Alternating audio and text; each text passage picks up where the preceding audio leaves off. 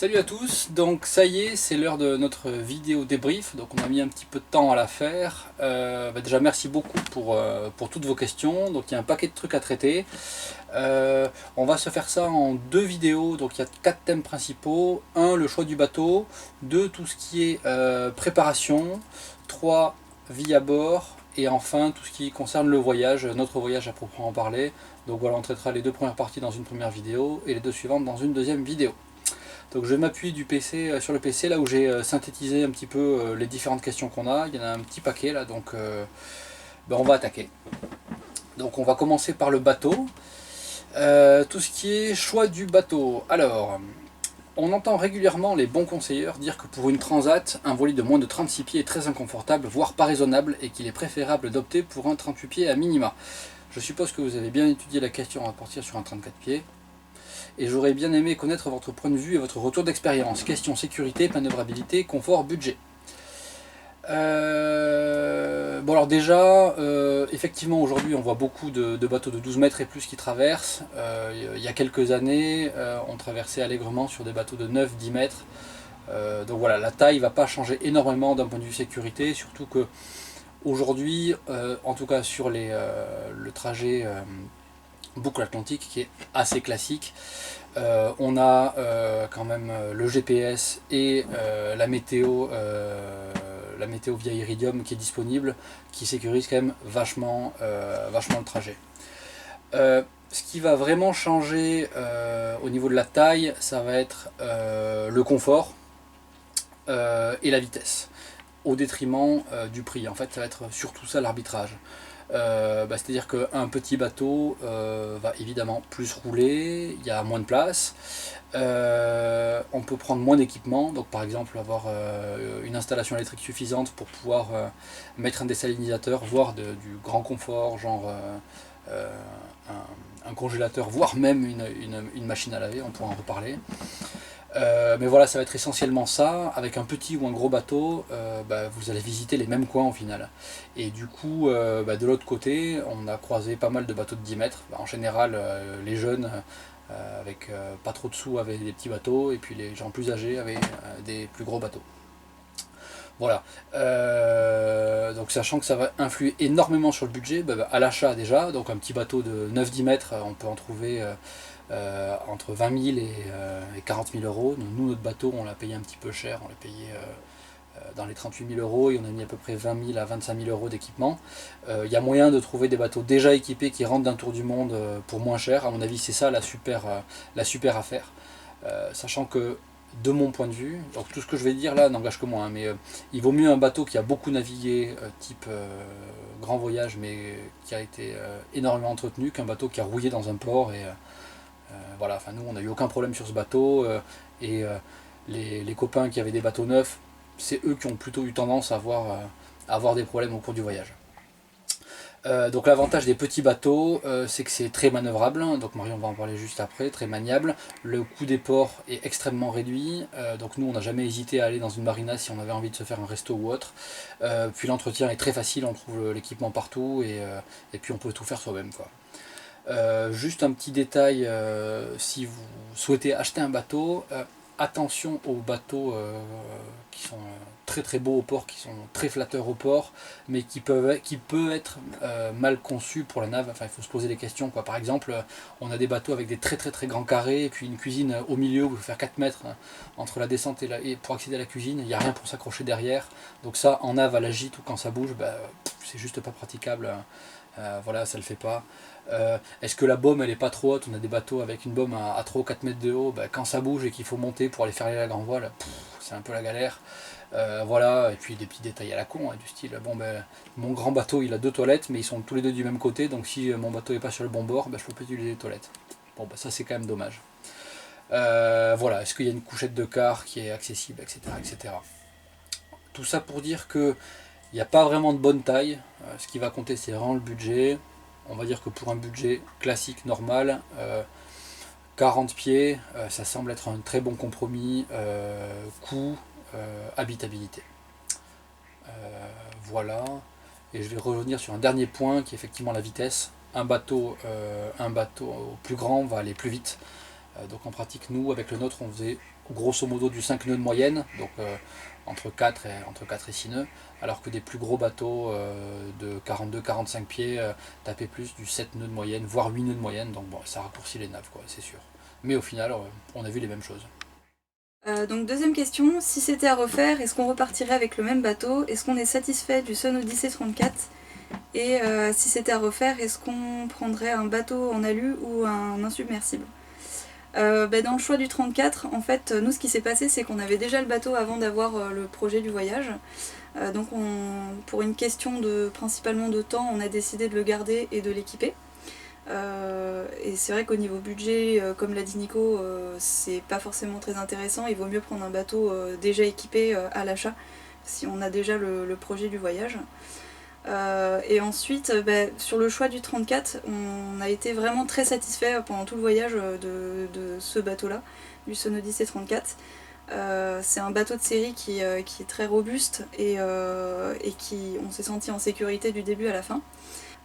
Et les gros avantages, donc il y en a plusieurs. Il y a déjà la manœuvrabilité, puisque ça reste un petit bateau, et notamment avec la grand voile à enrouleur. Et moi de mon côté, j'avais besoin d'un bateau que je puisse manipuler seul, notamment pendant l'écart. Donc là, j'avais vraiment aucun problème pour prendre un riz toute seule la nuit, en panne et seule, etc. C'était vraiment super manœuvrable de ce côté-là.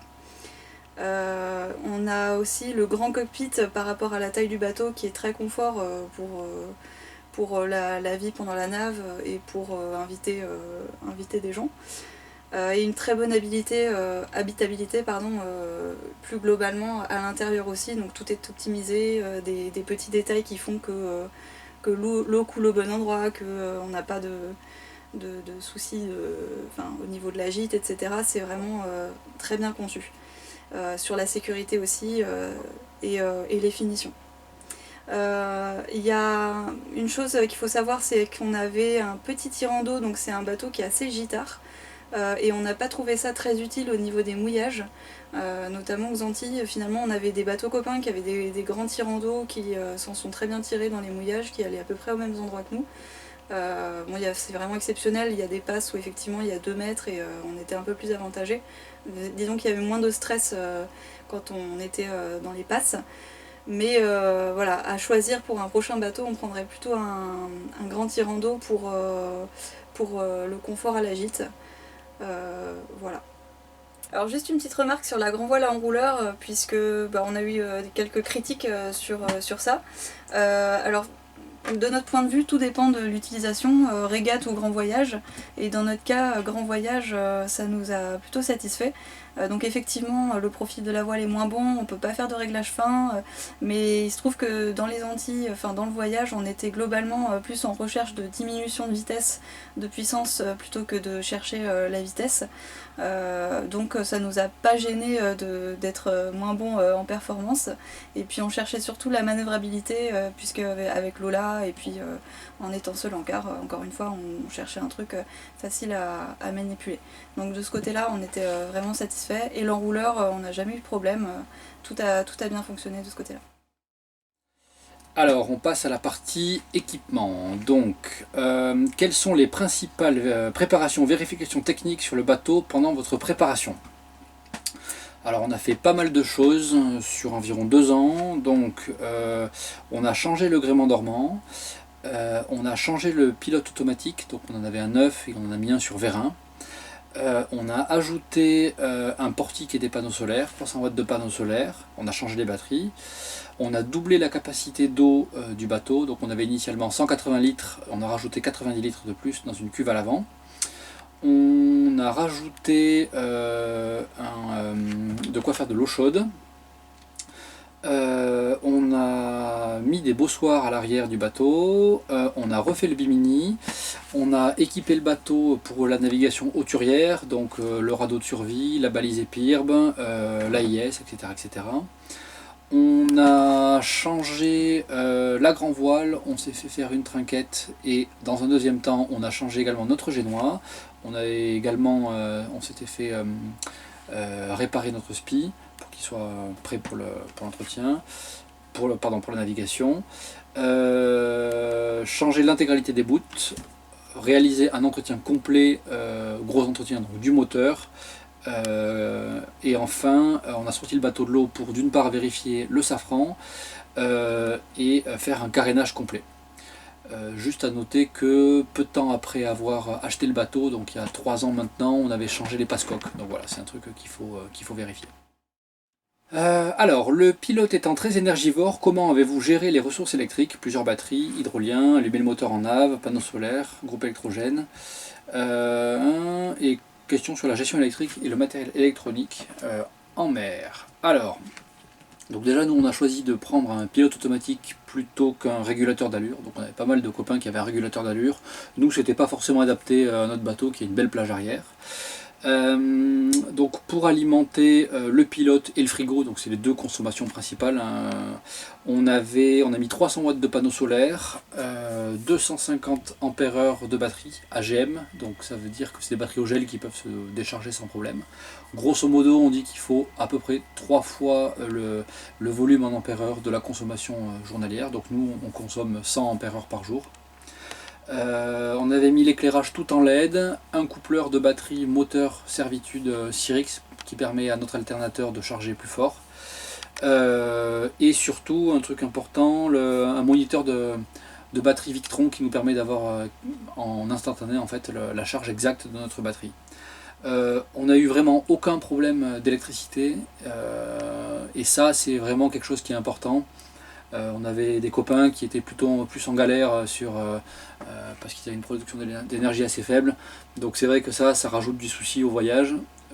Nous le seul moment où on a été juste dans tout le voyage, hein, c'est lors de la transat aller où les jours étaient courts et donc on faisait une navigation plein ouest, et donc à partir de midi on avait les voiles qui cachaient le soleil et donc qui empêchaient de charger, donc on n'avait que des demi-charges, donc là on devait compléter avec le moteur et un petit groupe électrogène.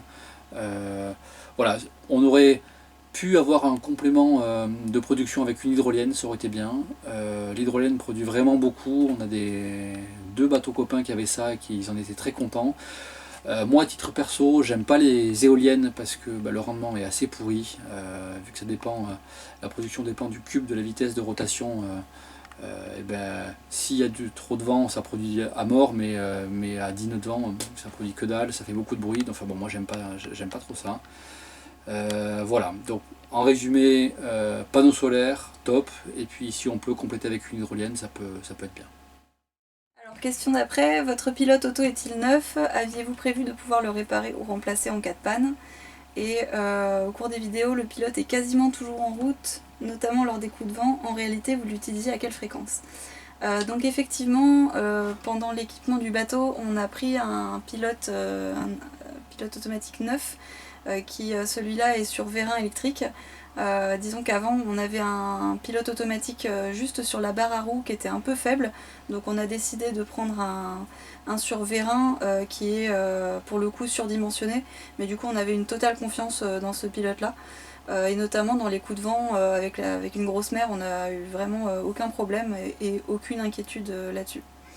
Alors sur la fréquence d'utilisation, on l'a utilisé à peu près tout le temps, sauf pour les manœuvres de mouillage et de port, mais globalement il était toujours en marche et on n'a pas eu de problème d'énergie par rapport à ça. Alors faut savoir aussi il barre bien, mais toujours en réaction par contre au niveau de la mer, donc il ne va pas anticiper pour prendre mieux les vagues. Et du coup on a deux pilotes à bord, donc celui sur vérin et celui sur barre à roue qu'on a gardé en secours en cas de panne sur le principal. Alors, question suivante. Comment faites-vous dans le choix et la quantité de vos pièces de rechange à bord, exemple une encre de rechange ou des outils pour la réparation? Alors, globalement, l'idée était d'avoir un backup pour tous les systèmes singletons à bord. Bon, alors l'encre, on avait une deuxième encre, mais ça c'est réglementaire, d'avoir un mouillage secondaire. Sinon, comme l'a dit Marion, on avait deux pilotes automatiques.